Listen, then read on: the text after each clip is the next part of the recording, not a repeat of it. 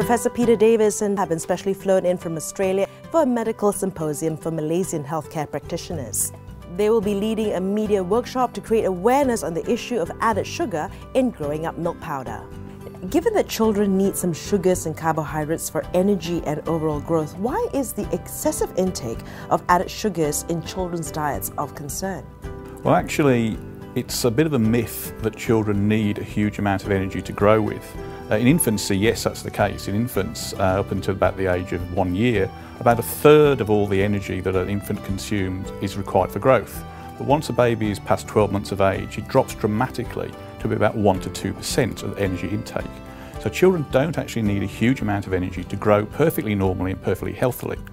As a consequence, if extra energy in the form of added sugars are consumed by a child, there's every chance that those added calories will simply go towards laying down excessive body fat and may contribute towards later overweight and obesity.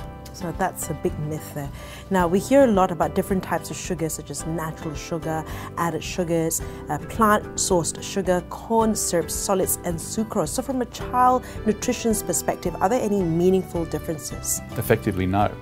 There are many different forms of sugar, different names for the same type of sugars, but at the end of the day, as I said, we're able to convert any type of sugar basically right down to glucose.